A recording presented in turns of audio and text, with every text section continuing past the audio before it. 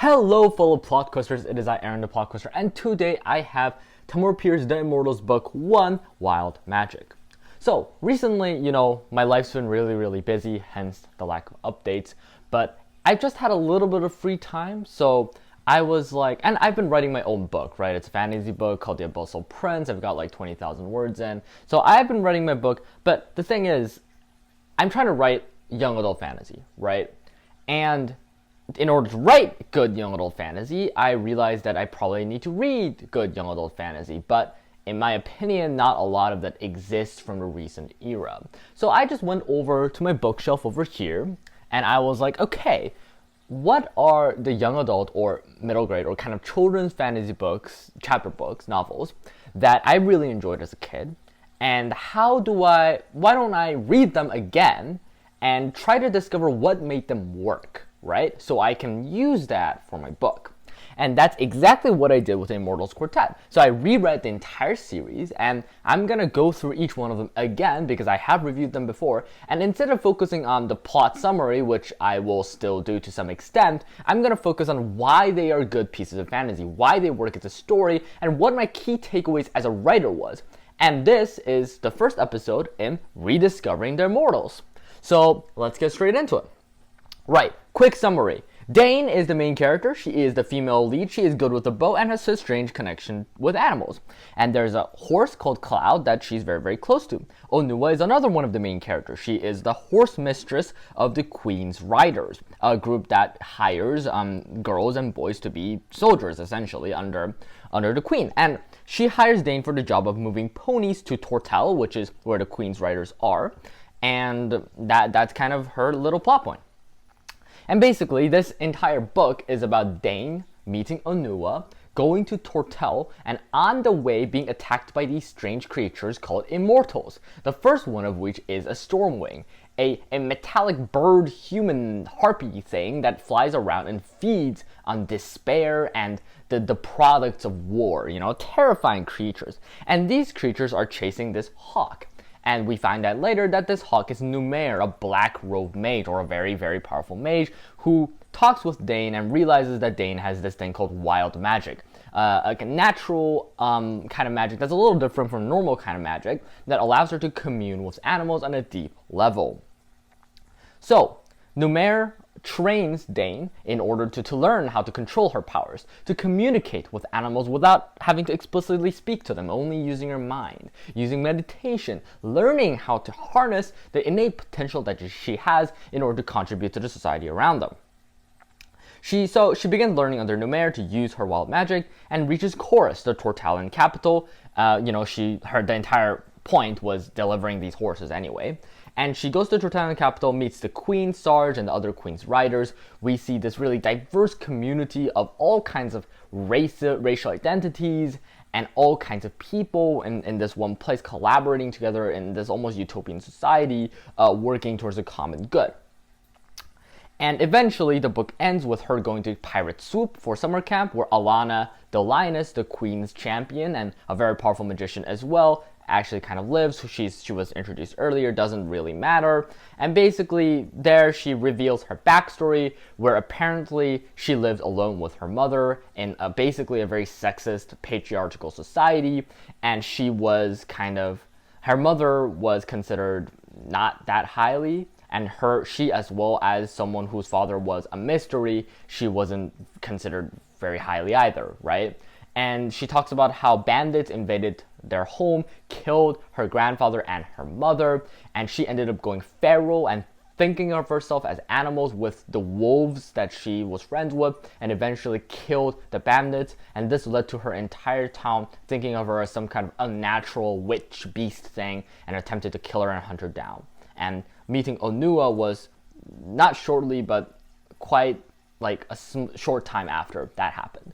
So that is Dane's tragic backstory, and she's afraid of using her powers essentially, but she gets over that. She uses her powers. Pirate Swoop gets attacked by pirates, but we are pretty sure they're from Carthage, which is some empire that's across the sea that wants Tortel because of its natural resources. They attack us, and she manages to defend them using her powers, and we have we find a dragon egg from the dragon that helped us. That is the bastardized summary of the book. Honestly, if you want a real in-depth summary, look at my old video, but that's what I'm going to cover for now. So let's go into the analysis. I think the biggest takeaway that you can have from the Immortals, this first book, Wild Magic, is the narrative structure.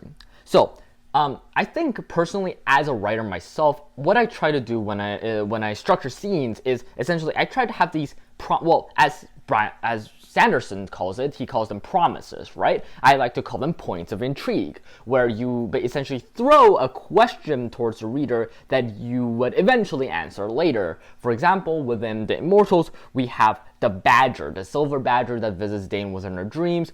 The fact that Dane is lying about her age, the fact that she's alone and she's like, 12, 13 years old, and she's alone with her pony, like what happened to her family. So all these different points of intrigue, a multitude of them, work to pull the reader through the story, and I think that's one of the most important things that you need to have within a book. And the Wild Magic does this perfectly. Like I said, with the badger, with Dane's backstory, with the points of intrigue about the hawk being eventually revealed as Numair, the point of intrigue about the Queen's champion, I think that is just really, really good.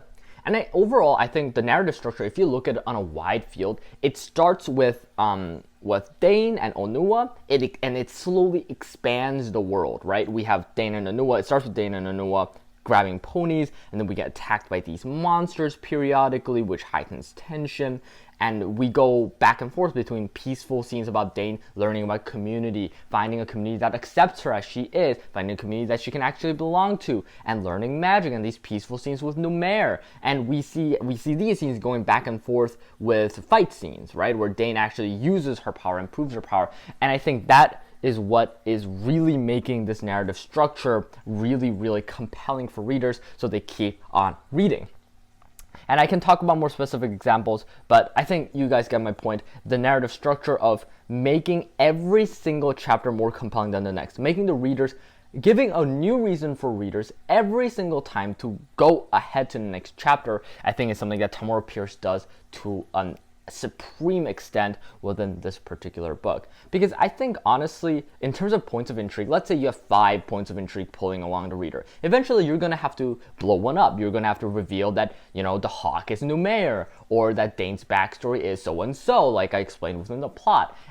But then, what Tamora Pierce does is she immediately replaces that particular hook, that particular point of intrigue, with a new one. For example, there's a dragon, there's a war, there are orcs attacking this town. So we replace, as soon as the point of intrigue disappears, we replace it with something new. And that's something that I aspire to do as a writer, and that's something that I learned from Tamora Pierce by reading Wild Magic.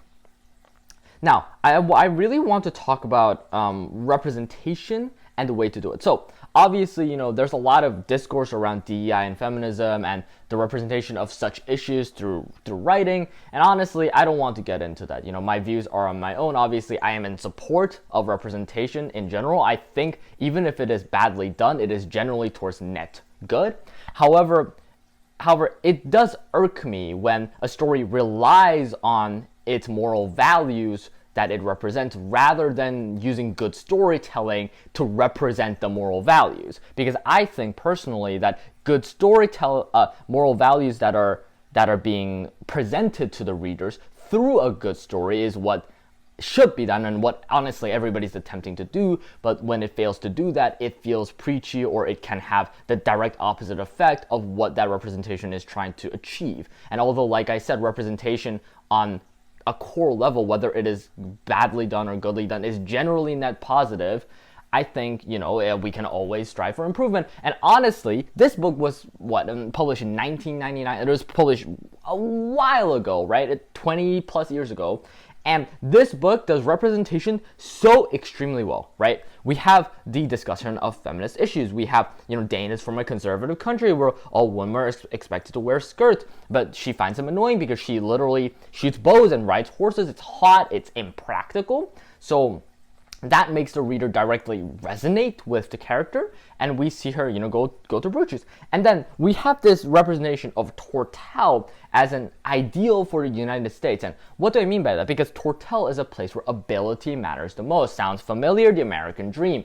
And basically what I saw through Tortel was kind of this utopian vision that Tamora Pierce has for the United States, where people from all around the world, right? Sarge, the trainer of one of the trainers that's in Tortel, that's a part of the Queen's Riders, he was a former slave. Onua was, beaten and left to die by her husband, right? And we've got a king and queen that's not necessarily very conventional, and we got this country where all these people with different backgrounds, different hurts, right? They're all together working towards a common purpose, and they're being rewarded by their ability and what they can contribute and what they can do, right? And I think that is just the ideal vision of the US. And I know Tamora Pierce was a big feminist advocate in her day. She always talked about how, representation and equality isn't about taking away your rights and giving someone else's rights. It's about everybody having rights. And I think she uses Tortel to embody her vision of that positive future, and I just think that's amazing, and that's exactly what writers should be aspiring to do. That's what I'm aspiring to do with my stories, so I think it just does an amazing job.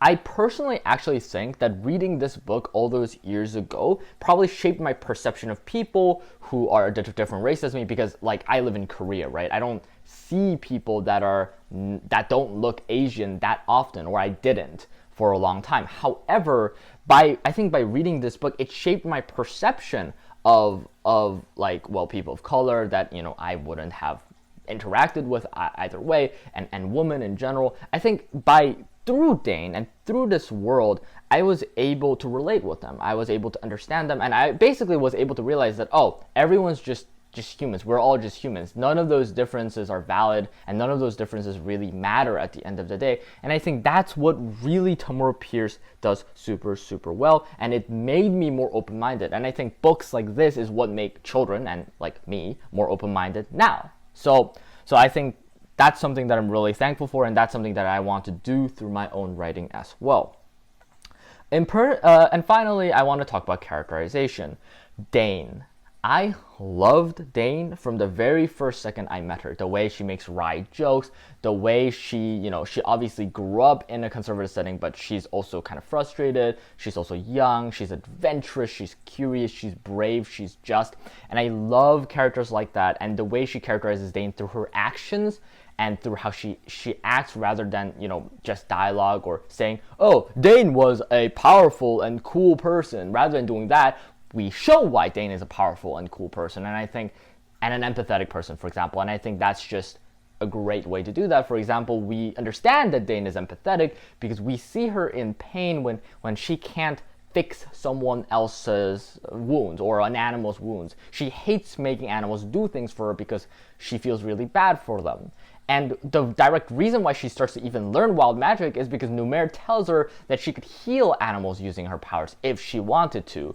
And that's the reason why she started learning magic in the first place. So we see that this is a character that's selfless, that's empathetic, that's just, right? And we see that in this through her actions. And I think that's just really masterfully done. Again, Numair also as a character is excellent. I personally resonate with his character the most. He's witty, he's knowledgeable. The way we describe him pretty much as a kind of a nerd, I guess. As a nerdy character that's a magic nerd, essentially. And the fact that we characterize him in such an interesting way, again, I felt like was just amazing. And in general, I think, Tamora Pierce in this book works with such a multitude of characters. There's a lot of characters, but all of them are distinct, and I like all of them. So I thought that, again, was really well done. So, as a writer, my takeaways from the Wild Magic, or as an aspiring writer, my takeaways from Wild Magic was primarily the narrative structure, which is near perfect. It pulls the reader in, representation and how to do it, presenting a vision of an ideal world where these issues are resolved, or the solution to these issues that we discussed through literature, and the way that is shown through an ideal of Tortel, I thought was beautiful. And I think this is a book that made me personally even more open-minded, and made me grow up to be a more open-minded person. And the way that's done is, again, excellent and something that I want to emulate within my own writing. And finally, in terms of characterization, the way the characters are characterized through their actions rather than directly postulating what the character is like, I thought was just absolutely amazingly done through this book. And I personally resonate with most of the characters. And that's it. So again, this is kind of something that I don't do that often. I don't like to review books twice, but I think what I took away now as a teenager, as a 17-year-old, was very different from what I read. And honestly, when I read it, I was like, oh, this is so cool. Dana's so cool. Numera's so cool. Magic is so cool. Like, I just took it like that. But now I'm like, okay, the narrative structure is amazing. The way the representation is done, the way the ideal of a good world is shown through Tortel, right? So I think my understanding is different. And again, my perspective is quite different from what it was years ago. So I think it was a very worthwhile time to put into this and rereading this and revisiting this. And I hope you guys also enjoyed that. And if any of y'all are aspiring writers as well, I will highly recommend this book because I feel like it's a great example of how, fantasy for children, for teenagers can be written. And that's about it, everyone. Have a great day. And like always, your PlotQuester, Aaron the PlotQuester. Have a great day, everyone. I would highly recommend.